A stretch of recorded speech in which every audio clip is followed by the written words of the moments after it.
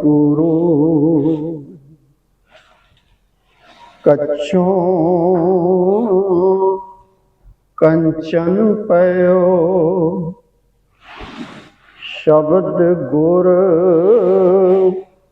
सरवण सुनियो बिखते अमृत होयो नाम सतगुर मुख पाणियो लोभ होयो लाल नदर सतगुर जग धारै पाहन मानक करे ज्ञान गुर कहो विचारै काठों श्रीखंड सतगुर कियो दुख दरिद्र तिनके गए सतगुरु चरण जिन परसया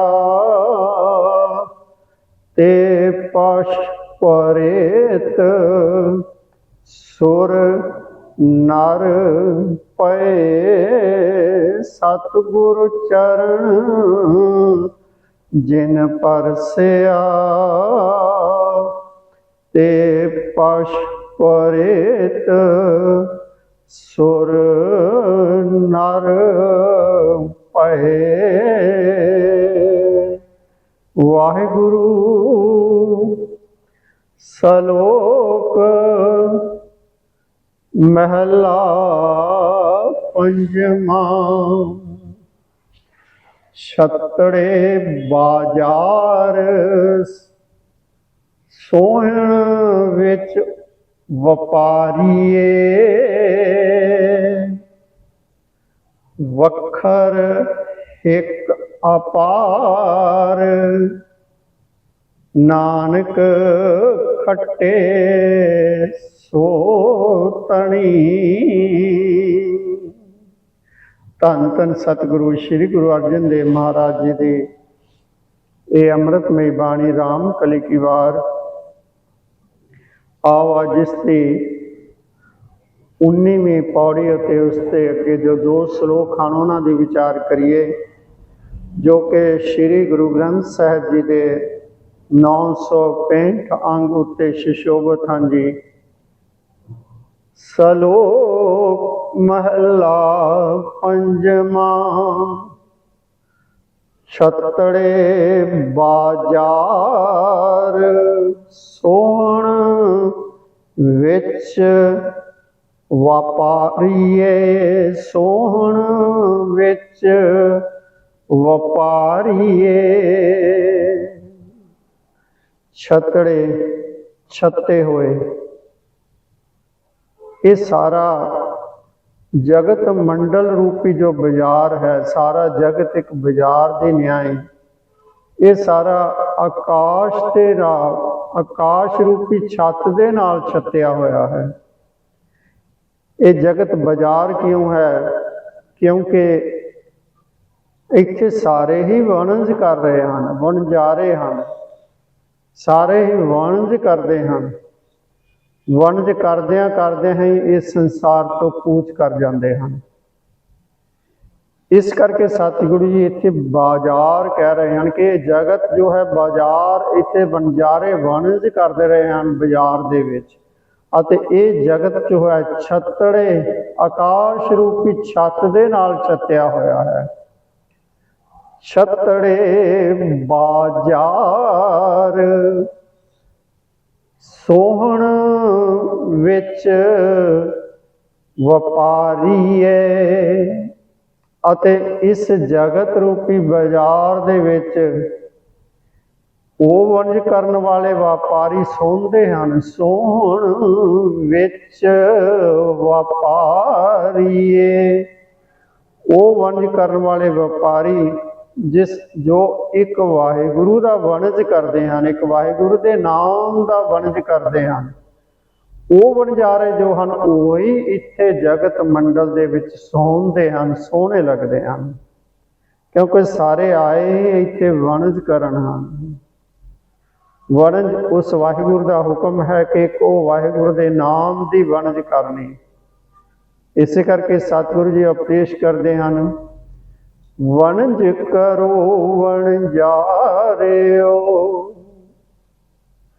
ਵਣਜ ਕਰੋ ਵਣਜਾਰਿਓ, ਵਖਰ ਲਿਓ ਸੰਭਾਲ, ਤੈਸੀ ਵਸਤ ਵਿਸਾਹੀਐ, ਜੈਸੀ ਨਿਭ ਹੈ ਨਾਲ। ਇਹ ਵਣਜਾਰਿਓ, ਵਣਜਾਰੇ ਜੋ ਹਨ ਆਪਣਾ ਸਮਾਨ ਵੇਚਣ ਆਉਂਦੇ ਹਨ, ਪਿੰਡਾਂ ਪਿੰਡਾਂ ਵਿੱਚ ਘੁੰਮਦੇ ਹਨ, ਸਮਾਨ ਵੇਚ ਕੇ ਚਲੇ ਜਾਂਦੇ ਹਨ। ਕਿਉਂ? ਥੋੜ੍ਹੇ ਚਿਰ ਲਈ ਆਉਂਦੇ ਹਨ।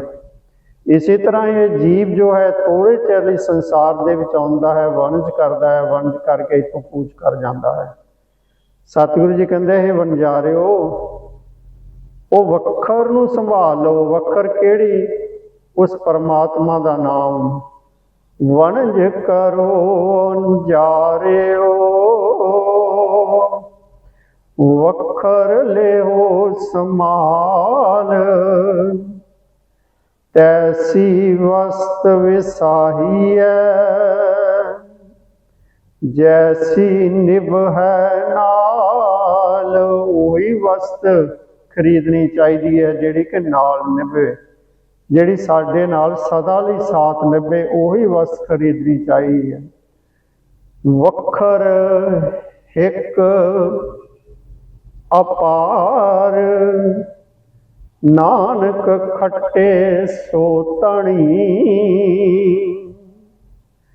ਵਖਰ ਇੱਕ ਇੱਕ ਇੱਕ ਅਪਾਰ, ਉਹ ਨਾਮ ਰੂਪੀ ਵਖਰ ਜੋ ਹੈ, ਜੋ ਅਪਾਰ ਹੈ, ਅਖੁੱਟ ਹੈ, ਕਦੇ ਵੀ ਖਤਮ ਨਹੀਂ ਹੁੰਦੀ। ਵਖਰ ਇੱਕ ਅਪਾਰ, ਨਾਨਕ ਖੱਟੇ ਸੋ ਤਣੀ। ਇਹ ਨਾਨਕ ਉਹ ਧਣੀ ਹਨ, ਅਸਲ ਉਹ ਧਨਵੰਤ ਹਨ, ਜਿਹੜੇ ਕਿ ਇੱਕ ਵਾਹਿਗੁਰੂ ਦੇ ਨਾਮ ਦੀ ਵਖਰ ਖਰੀਦਦੇ ਹਨ, ਜਿਹੜੇ ਇੱਕ ਨਾਮ ਨੂੰ, ਨਾਮ ਦੀ ਵਖਰ ਖਰੀਦ ਕੇ ਇੱਥੋਂ ਜਾਂਦੇ ਹਨ, ਆਪਣੇ ਨਾਲ ਨਾਮ ਦੀ ਵਖਰ ਲੈ ਕੇ ਜਾਂਦੇ ਹਨ। ਕਿਉਂਕਿ ਧਨਵੰਤ ਹੈ ਹੀ ਉਹ ਹਨ, ਧਨਵੰਤ ਉਹ ਨਹੀਂ ਜਿਨ੍ਹਾਂ ਦੇ ਕੋਲ ਬਹੁਤ ਜ਼ਿਆਦਾ ਧਨ ਹੈ, ਉਹ ਧਨਵੰਤ ਨਹੀਂ ਹਨ। ਕਿਉਂਕਿ ਸਤਿਗੁਰੂ ਜੀ ਕਹਿੰਦੇ ਹਨ, ਧਨਵੰਤ ਨਾਮ ਕੇ ਵਣਜਾਰੇ। ਜਿਹੜੇ ਨਾਮ ਦੇ ਵਣਜਾਰੇ ਹਨ ਉਹੀ ਧਨਵੰਤ ਹਨ। ਇਹ ਦੁਨੀਆ ਦੇ ਧਨ ਵਾਲੇ ਧਨਵੰਤ ਨਹੀਂ ਹਨ। ਇਸੇ ਕਰਕੇ ਸਤਿਗੁਰੂ ਜੀ ਇੱਥੇ ਉਪਦੇਸ਼ ਕਰਦੇ ਹਨ, ਵਖਰ ਇੱਕ ਅਪਾਰ, ਨਾਨਕ ਖੱਟੇ ਸੋ ਧਣੀ। ਮਹਲਾ ਪੰਜਵਾਂ। ਕਬੀਰਾ हमरा को नहीं, हम किसहूँ के नाहे। जिन ए रचन रचाया, तिस ही माह समाहे।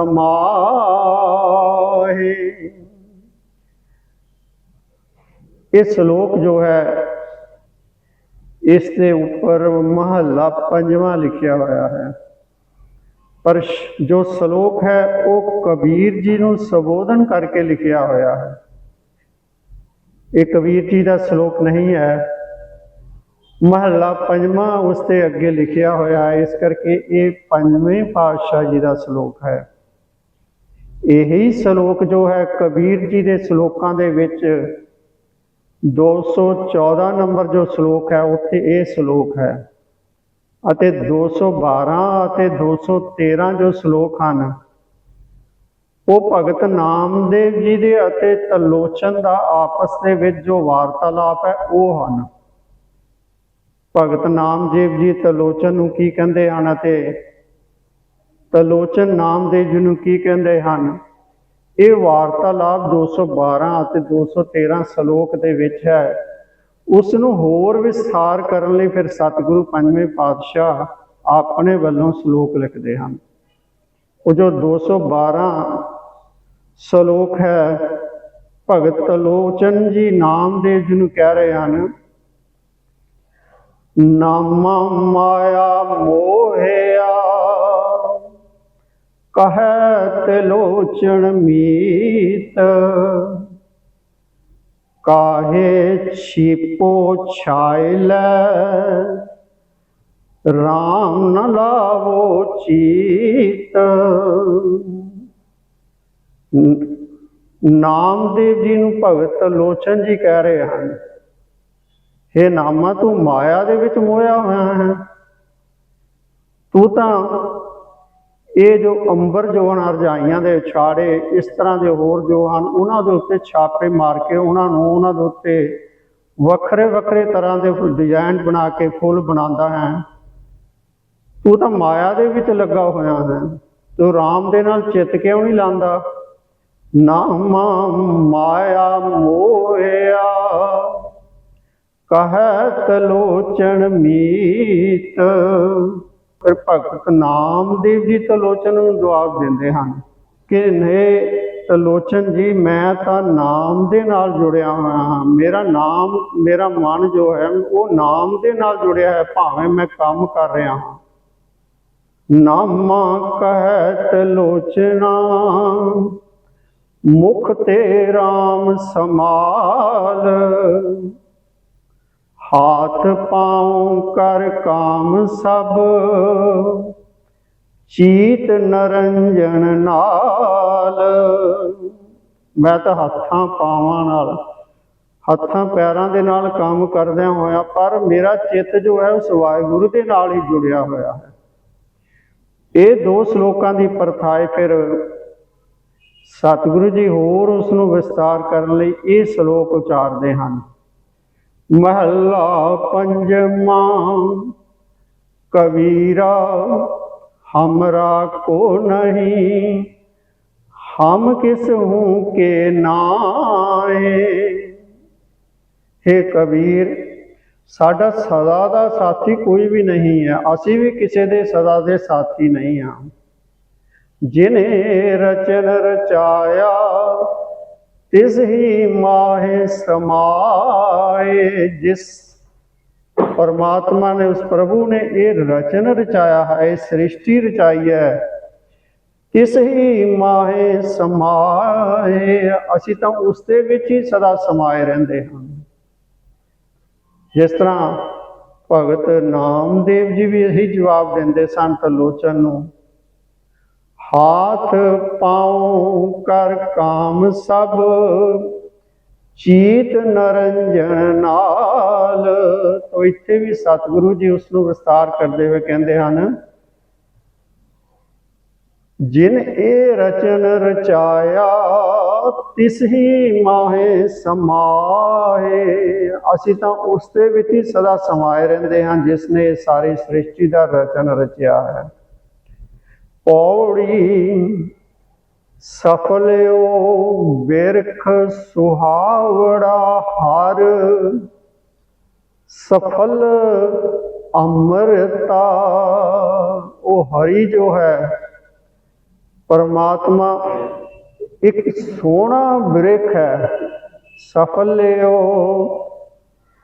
बिरख सुहावड़ा हर, वो परमात्मा एक सोहना सफलियो फलदार दरखत है जिसनों फल किहड़े लगते हैं। सफल अमृता, जिसनों अमृत रूपी फल लगते हैं। वो परमात्मा नूं अमृत रूपी फल लगते हैं। वो परमात्मा नूं आत्मिक जीवन देने वाले फल लगते हैं। मन लोचै उन मिलन को क्यों वंजै किता। मेरा मन उस वाहिगुरू नूं मिलन लई लोच रहा है। क्यों वंजै किता, मैं किस तरह उसनूं मिल सकदा हां। वरना चिन्ह बाहरा, ओ अगम अजिता, वो वाहिगुरु जो है उसका कोई वर्ण नहीं है, उसका कोई रंग नहीं है, उसका कोई चिन्ह नहीं है, चिन्ह नहीं है, वो अगम है, उस तक पहुँच नहीं की जा सकती इन्हां इंद्रियां दे नाल, ज्ञान इंद्रियां दे नाल उस तक पहुँचया नहीं जा सकता। अजिता, उसनूं जित्या नहीं जा सकता। मैनू वो किस तरह मिले, क्योंकि सुखमनी साहिब जी दे विच भी सतगुरु जी उपदेश करते हैं, रूप ना रेख ना रंग किछ, त्रह गुण ते प्रभ भिन्न। उसका कोई रूप नहीं, रेख नहीं, रंग नहीं, कोई चिन्ह नहीं।